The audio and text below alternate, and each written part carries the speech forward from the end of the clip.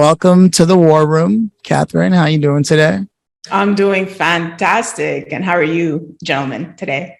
We're doing good. Again, we always get this great chance to chat beforehand, and it really sets the tone for things. We get a good feel for where the conversation is going to go, and there's a sincerity to the energy that I picked up. So I'm really interested in seeing how this unfolds, because I know that sincerity is it's something that was hard won in life, to be able to approach things that way upon a first meeting. So I'm curious, do you yourself come from a family of entrepreneurs? I actually do. My father was a painter, like not an artist, but an actual painter for homes and businesses and what have you. And he came here in Canada. I'm from Montreal, Quebec. He came here with like a suitcase, and that's about it, right? No money, nothing, like any immigrant back in the, I think he originally came in the 50s, then went back to Greece, and then came back in the 60s again. And he started a painting business, and it actually ended up being quite successful at a certain point, where he was painting hotels and casinos and very, very big contracts. And I learned a lesson very early in life, in my teens, when he went bankrupt, because the contracts were way bigger than he can handle, and the money they owed him, when they did not pay, just tore down his business.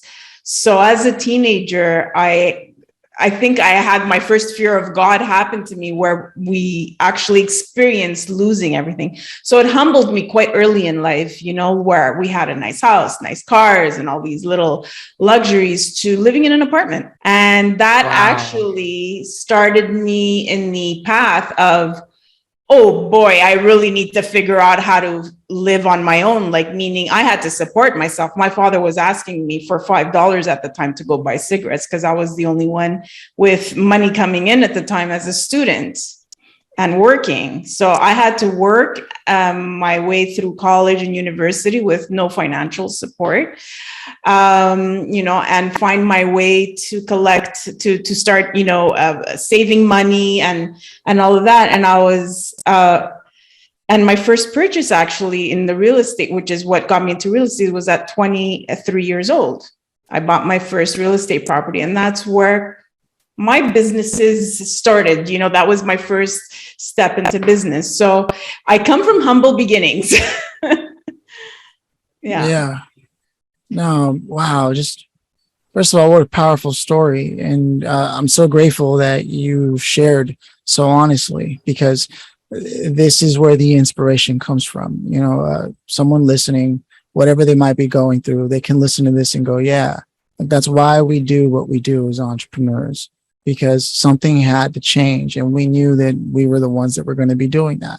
By and large, we're looking for that as entrepreneurs. And it's always great to hear someone else who did something, and given their circumstances, their unique set of circumstances like yours.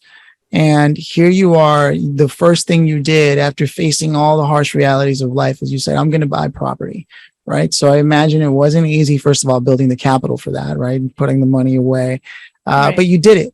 Now, how does it translate that you bought property and then you started a official business? Was it you were mostly just trading in real estate and then thought I should expand what I'm doing, or how did that work out? Right. When I first bought my first property, it was a 5-apartment complex, and I was still working. I continued on with my work, but then eventually I realized that, wait a second, I could refi and buy myself another property with that money.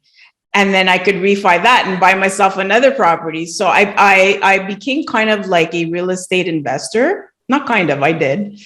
And I ended up owning at one point up to 60 doors. So it built itself. And along with that, because I really loved like buying, launching, and, eventually, I would sell, later on and stuff like that. But I was working the whole time at the same time. It wasn't just about the real estate. I started up some businesses as well. I liked launching, and I still do. I love the launch part of any business. I think it's highly stressful, but I love it. I love the launching and creating something and then maybe selling it after a few years, or buying an existing business, fixing it up and selling it after a few years, which is the same thing with real estate. You buy it at a low price, fix it, rent it out at a high price, and then eventually sell it because the income is higher. So these are the things I was tapping into. And really, I was always about learning more and educating myself. I went back to university when I was able to afford it now, because like I said, I had to pay myself through school. And then obviously I couldn't pay that much because I didn't have that much money. And when I was 27, I went back to university, which was a dream of mine when I was younger, which I couldn't fulfill. And I got a psychology degree and a marketing diploma. Wow. So, wow. These are the things that, these are the evolutions of my young, this was all in my 20s. And now I'm 49. So, and lots has happened in my world of entrepreneurship since then. Oh man, where do I begin? There's a lot, Jason. I'm sure you have a thing or two you want to chime in on. Yeah, I mean, there again, here we are again in this wonderful story of building something from nothing, right? It is literally the American dream story, right? And, for those that make it through that with that adversity and that tenacity and that I'm going to go kick its ass, right? And that is, there's not everybody has that ability to do that. And I can tie this back to week before last, my son, he's 6 and he was going to, it's called Superhuman Academy, right? And barely made for his age. And they basically kick your ass for 4 hours is what they do. It's very physical, all this stuff. And I went and picked him up, and I mean, he was like ready to fall asleep walking out, right? He was just toasted, right? And we got home and he was like, I don't know if I can do this, right? I don't know if I can go back and do it again. And, we had a talk about failures and, lessons learned in life and all these things and how we don't quit and all this stuff. And he went back and crushed it for the next 4 days, right? So it just goes to show you how, as people, we can be resilient like that and get through almost anything. And, you're a true testament to that. And it's amazing that you built this empire from nothing. That's amazing. Yeah. Really, it's all about will, the will to get up, because that's why you see a lot of people, they might have similar experiences, and one person will take, the road where they use it as a lesson and they become hugely successful. And one example is Oprah Winfrey, molested, raped, didn't have, any chance if you looked at her, what she went through. And she became this huge empire, right, of a hugely successful woman. And then you look at another person who has maybe gone through the same, or even a lot less, nothing. Maybe they've gone through nothing and they won't take that road because they downward spiral with what happens to them, instead of building up and using it as a step to the next lesson and a step to the next lesson, and that's the difference. There's the people that will continue up until they meet adversity and then stop. And then there's the people that will look at the adversity and say, bring it on. I could do this. I've been through worse and I'll go through it again. And, they learn through those lessons. Now, who's happier? Some people are happy with doing what they do on their daily basis. They don't have to be entrepreneurs. And that's amazing. To me, success isn't about the money in your pocket. It's about if you wake up at peace and fulfilled. So whether you're an entrepreneur, whether you're sweeping floors, whether you're, I don't know, whatever you are, if you're waking up and there's a smile on your face, to me, you are hugely, hugely successful, because you have succeeded at being peaceful and content with what you have. So that's my nugget. I love it. That's my nugget. I love it. Yeah. For me, I feel like I coming back to that very same point, right? When people face adversity and what that means, and sort of if we take a look at your own journey when you were buying property and starting businesses, and you mentioned, you love the launch part. Like, I want to dive into that, the idea of falling in love with the launch, because what happens when you're faced with an obstacle or adversity? You have to launch yourself beyond it, right? You have to create a process, some kind of system, and get past it. So Catherine, can I ask you to help us fall in love with the launch? What is it about the launch that you are driven by? Is it just the strategy of it all and making that plan and executing it? What is it? Help us fall in love with that. I think that's the space when you need to be the most creative. And I love being creative. I love inventing a brand. I love expanding and exploding that brand, whatever it is, trying to figure out marketing plans for it, the strategies, or you work mostly with a team at that point, whether it's a web design or marketing, whatever it is, you're working with teams. There's a lot of knowledge that goes into that launch, because the launch is everything when you're starting a business. You have to have a good launch, a great launch. So it's the creativity that I love. And I love the deadlines and the stress behind it. I think I'm addicted to that, to be honest with you. When things are kind of easy and things are going well, okay, what product or service are we launching now? Because I'm kind of bored. I need another service launch or another product launch, because I need to have my creative juices flowing. When it's kind of stagnant, and in any business, being stagnant isn't a good thing. You need to always be a step ahead of the game and finding other ways to gain interest, because people have an attention span of seconds today, and if they've seen you a few times, they're already bored of you. They want something else, something new, no matter what business you're in. So I think having that, it doesn't have to be launching a new business, but it could also be a launching of a new product, service, whatever, new space, whatever it is. There always needs to be something new and attractive to your business for people to keep coming to you. Yeah, I love it. Thank you for indulging that. What are you currently working on? Okay. So I'm in the retreat space, but not in the retreat space that most people think of, like meditation and yoga. I'm not in that space. Not in that way. What I do is help people launch their retreats or include them in their program. So if they're in the wellness space as a life coach, yoga instructor, whatever they are in the wellness space, or they own a retreat venue and want to plan retreats, or even if they're a travel agent or event planner and they want to add that to their business, I teach them how to make money with retreats. So I teach them how to plan them, how to execute them, and how to promote them. And I'm more on that business side of it instead of the actual attending a retreat or hosting a retreat. I've done it all.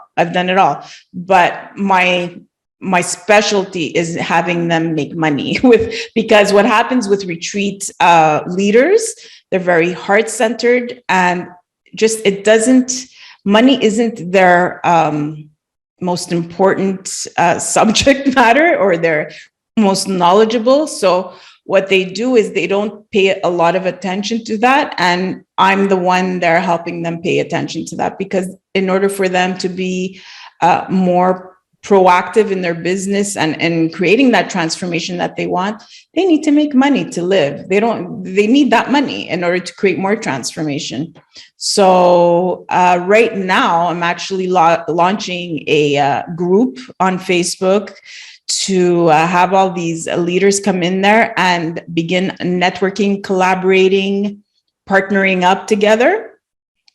And I'm also going to be launching a free masterclass. So these are the two things that I'm in the process of launching in my services as a retreat boss. I love it. And I know that this is your juice. This is where you thrive. You're like, ooh, I know exactly how to help you. And no one is more qualified than someone who built themselves from like bootstraps, grassroots. Like you were there. So I can see how it almost, you're like their secret weapon. You're like, don't worry. I know that you have a passion for this. Believe me, but I'm going to make sure you make money so you can keep doing this. And like, I can see no one else doing something the way that you're doing it. It makes perfect sense when you look at the story, but I'm sure it wasn't all step 1, step 2, step 3 along the way to get here, obviously. But with that said, if people want to connect with you, where can they connect with you? Like preferably, do you want them to go to a website specifically or like a social media channel?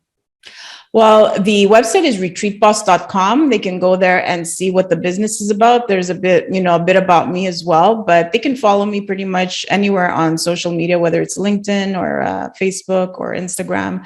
I'm there as well. But if you're looking to be in that retreat space and learning how to launch a business, because that's what it is. It's launching a product, service, or business, depending on where you're at in that world. That's what I've been doing. I've been teaching others how to do it. I was a business coach as well and still am but I'm more specific to retreats right now.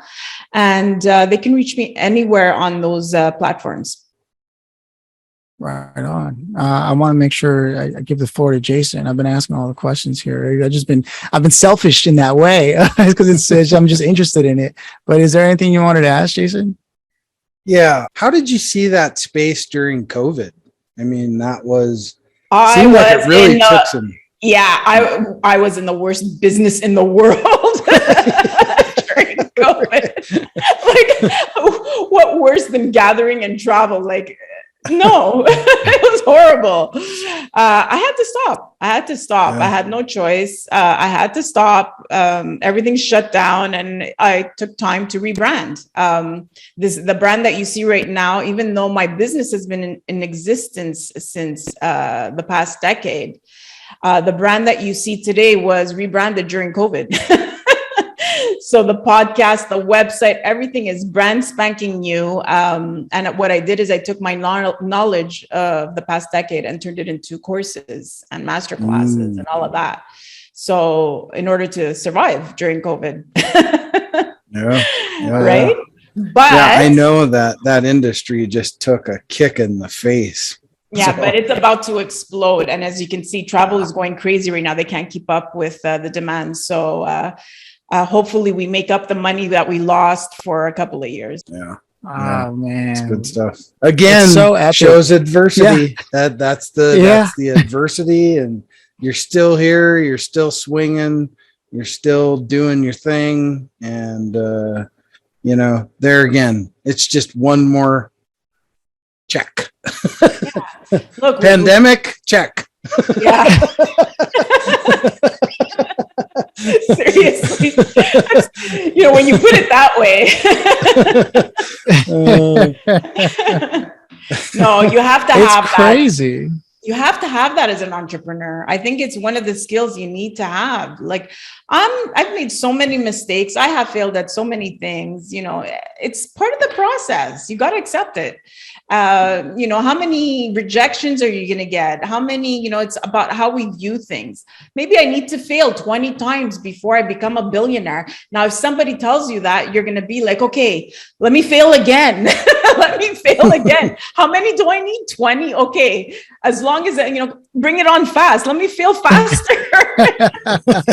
Yeah. Right. You're so right. You're so right. And one thing I can't help but notice in all these conversations we've been having lately, it's just you literally can't keep a real entrepreneur down. There's just no way. The world will not win because the real entrepreneur just isn't going to let that happen one way or another. It's like you said, the will. It's just the way it works. It never ceases to amaze me. But quite literally, the odds. Some people have faced like less than that and yet cannot seem to get out of their own way to accomplish something that they're interested in. And yeah, here you are. You had every everything thrown at you left and right, and you were left to take the mantle of leadership, and leadership looks good on you. You do it well, you carry it smoothly. And for me, that's inspiring, which is why the next question being like, if you could go back to that day when you were asked for $5 for cigarettes, let's say, right? And you were able to, being who you are now, speak to yourself at that moment, what would you have said to yourself now? I would say to myself, have faith and trust the journey. You've got the right tools. You're going to make it. Just like that. Yeah, because it is a process that sometimes it's like working out. You work out every day, but you don't see the results until months later, not years. Hopefully it doesn't take years. But if you're exercising every day, you're eventually going to start seeing the results.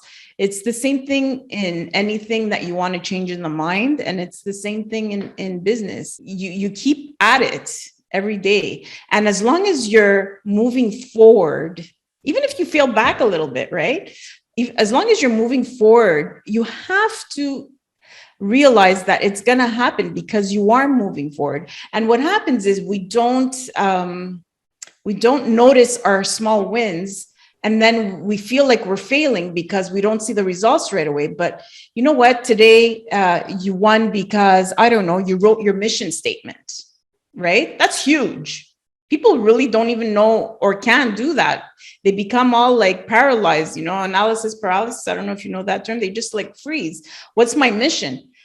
You built a mission statement today. Congratulations. Go have a glass of wine. Enjoy it. Like say, you know what? I wrote, that was tough. We don't celebrate these small little wins. So we don't see us moving forward and we lose faith. We lose like our confidence. What are we doing? We get tired.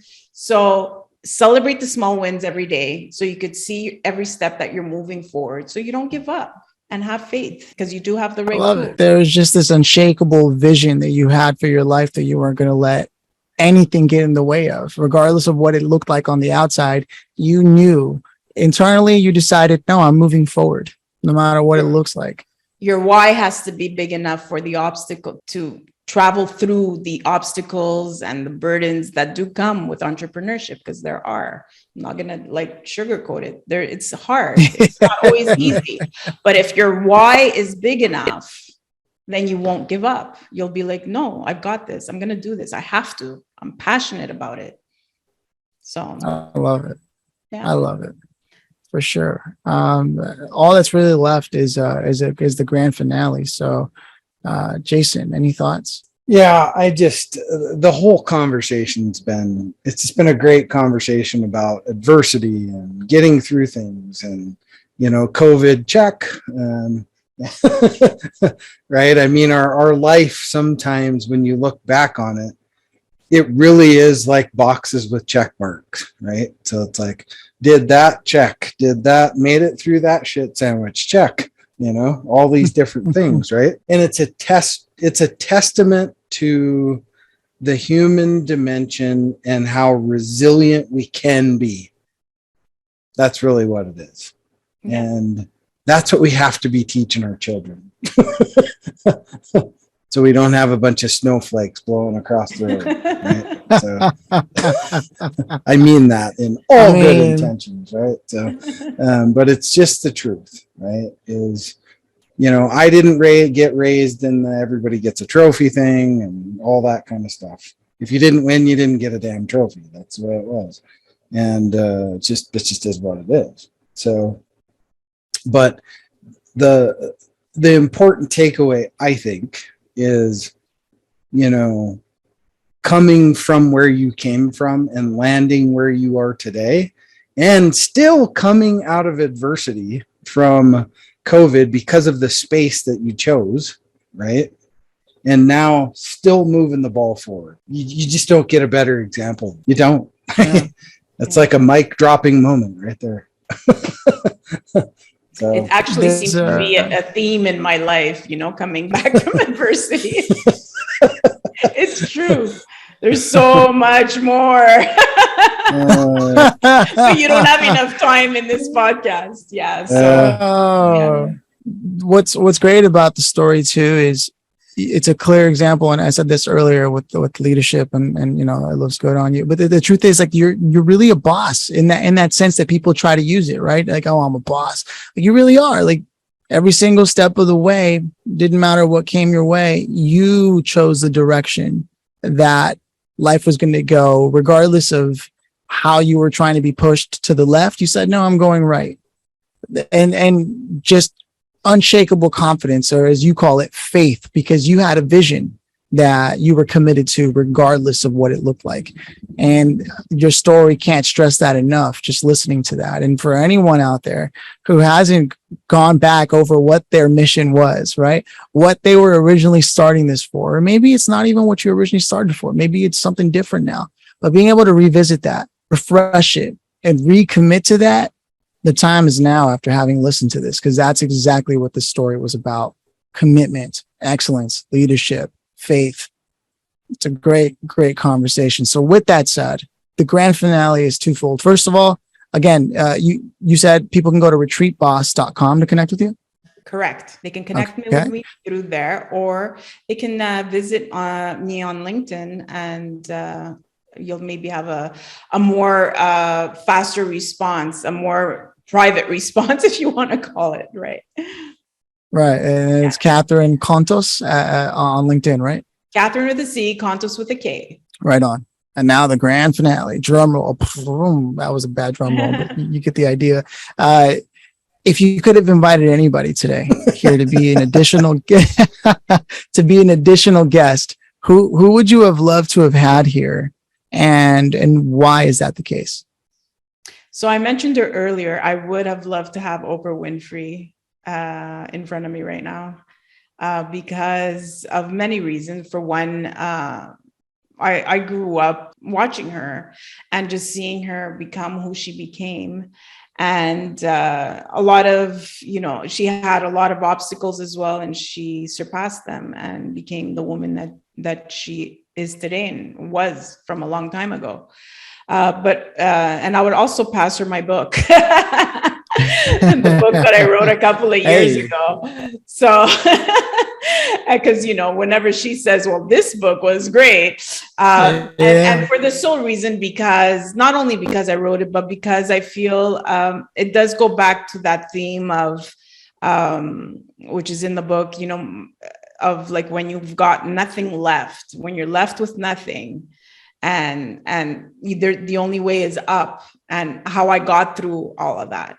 And I feel from what people have told me, and it was my purpose, was to give that hope to people, that no matter what you go through, all you need to have is hope and faith, so you could get up and have that will to continue, and things will turn out the way they're supposed to be. Just have that, make the choice to direct yourself that way. That's all you need.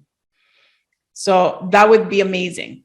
So that's why I would love to have her near me, just to spread that Something word. tells me if the chance came, that's exactly how it would go. Mm-hmm. You're just that kind of person. Catherine, has been an absolute pleasure getting to know you and spend time with you and learn from your journey. So thank you for sharing that. Thank you for having me on the show. I really appreciate the time and love the interview. And you guys do a great job at getting the questions answered. And thank you for highlighting me. Absolutely. Jason? Yeah, thanks for being here. I always say we have 168 hours in a week. You chose to spend 30 to 40 with us. We're grateful for that. That's for sure. And being able to just be a part of your journey is amazing in itself. So thank you for being here. I'm humbled. Thank you. Cheers.